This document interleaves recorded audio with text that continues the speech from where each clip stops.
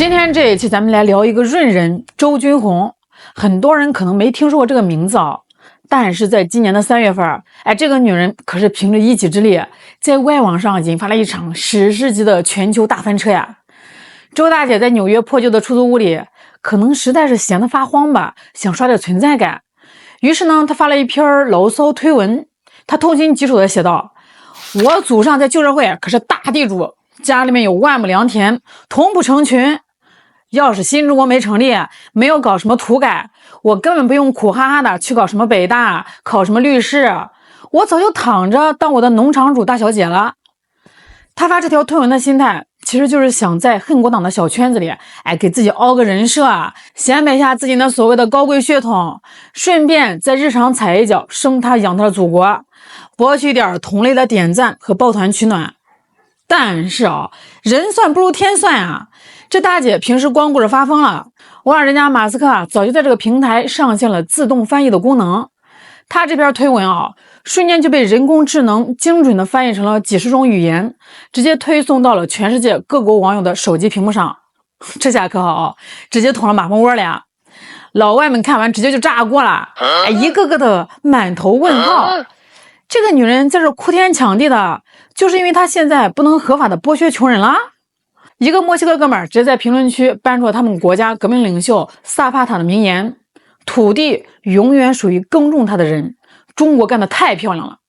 紧接着印尼的网友也开始在评论区慷慨激昂呀，天哪，我们也应该像中国一样，彻底把那些压着我们的地主老财给推翻。巴西的网友更是看得两眼发光，哈喇子都流下来了，在那边羡慕嫉妒恨啊！要是当年我们巴西也能有这种魄力这么高，现在我们国家哪里还会有这么多贫民窟呀？穷人早就有自己的地种了。短短半天时间这条推文的阅读量直接飙到了250万。周大姐呢，本来是想嘚瑟一下，结果直接变成了咱们新中国的海外免费义务宣传员。那很多原本对中国历史一无所知的外国年轻网友直接在这条帖子底下路转粉了。有人留言说，我以前根本不是什么共产主义者，但是看完这个脑残女人的话，我突然就顿悟了，我明白你们那位伟大的教员有多么英明了。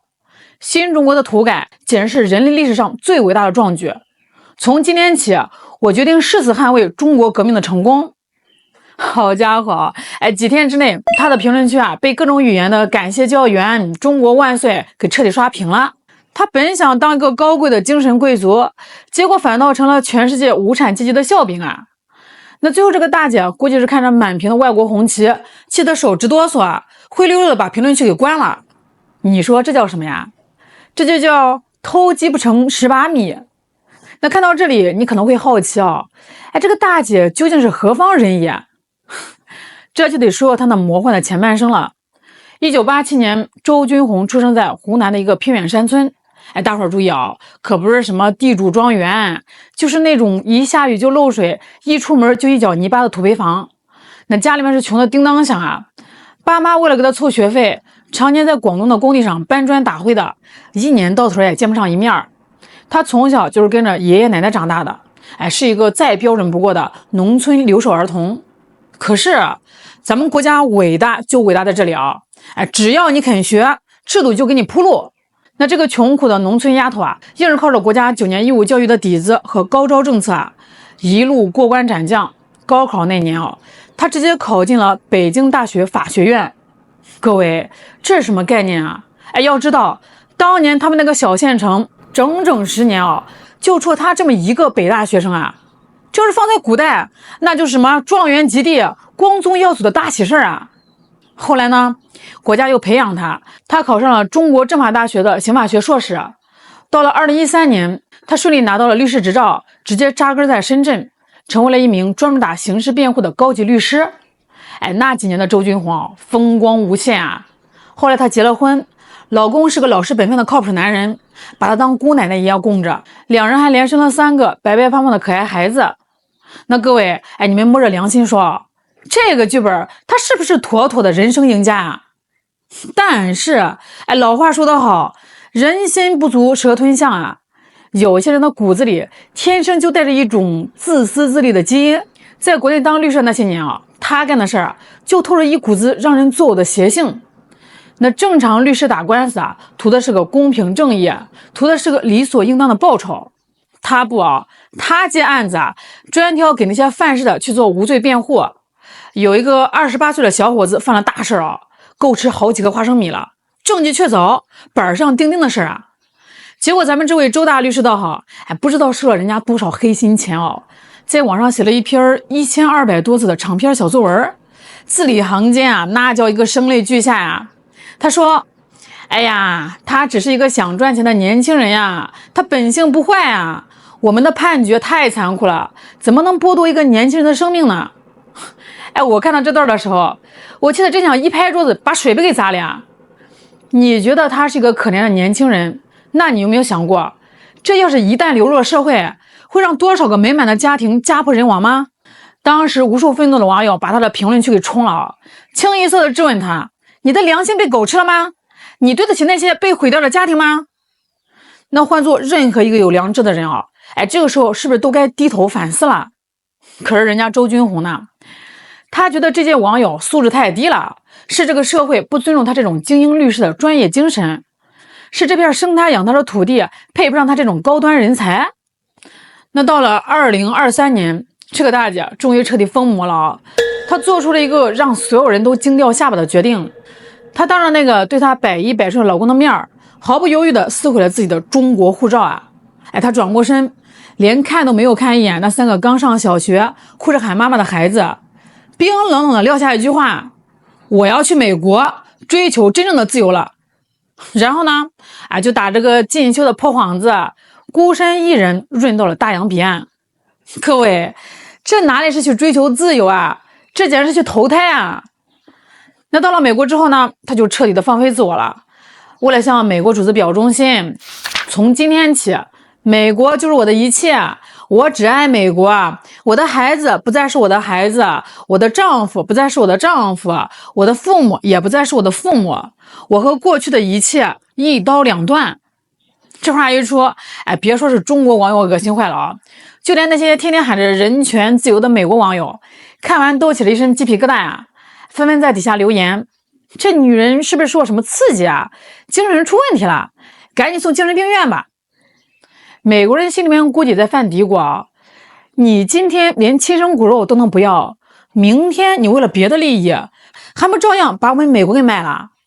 你以为他到了美国就能开启他的农场主大小姐的生活了？天真啊！这大姐在美国租住在纽约皇后区的一个极其破旧的老破小公寓里。有天晚上，她起夜上厕所，突然脚底下踩到了一个毛茸茸的东西，一摸，妈呀，2只又大又肥的大老鼠正在那开 party 呢，吓她当时就发出了杀猪般的尖叫。要是咱们正常人啊，那这会儿肯定得骂街了，什么鬼地方啊，房东赶紧来给我灭鼠。可是人家周大律师的脑回路就是不一样啊，他平复了一下心情：家人们谁懂啊，你们看美国的老鼠都长得这么肥硕，这么有活力，这难道不是大米粒间物资丰富，国家强大的最好证明吗？哎呦喂，我真是服了，这就叫只要思想肯滑坡，老鼠都能唱赞歌。连美国下水道的老鼠在他眼里都成了自由的化身。当时有网友在评论区调侃他：大姐，你怕不是被纽约的下水道臭气把脑子给洗坏了吧？他还理直气壮地怼回去：你们这些没出过国的土老帽根本不懂美国的好。更离谱的还在后面。前段时间斩沙县不是挺火的吗？他直接破大防了，大笔一挥写了一封极其荒诞的起诉状。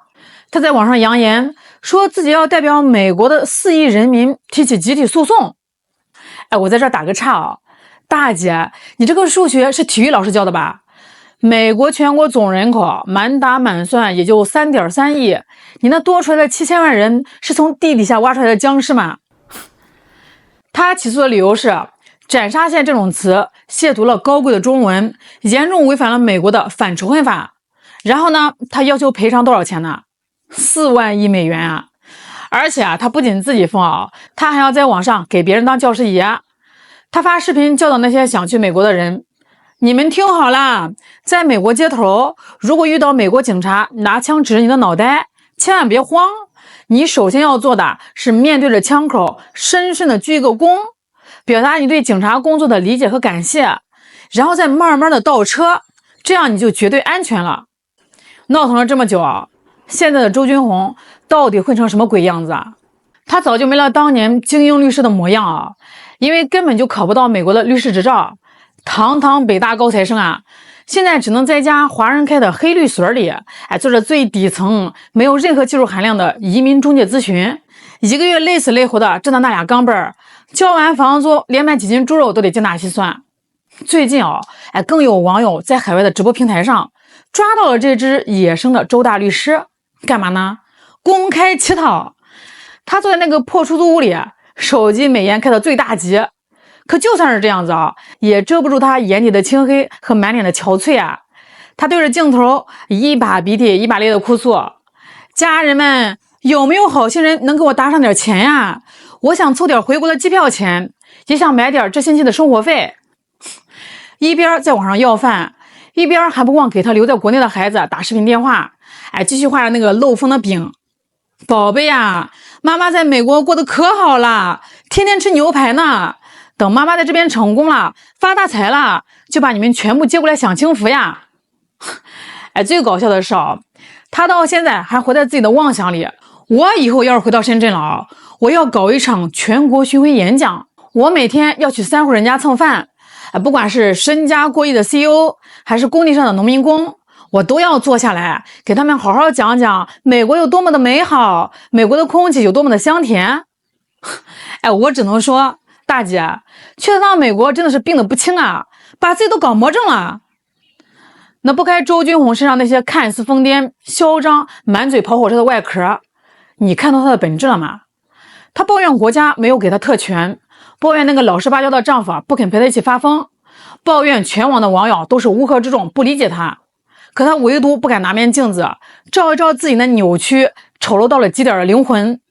他就是一个彻头彻尾的极致利己背后的极致懦弱者。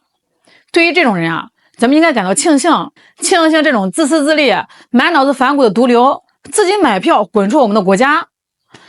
那最后呢，就祝愿他和肥硕的美国大老鼠们永远幸福快乐的生活在那座出租屋里吧，那才是他最终也是最般配的归宿。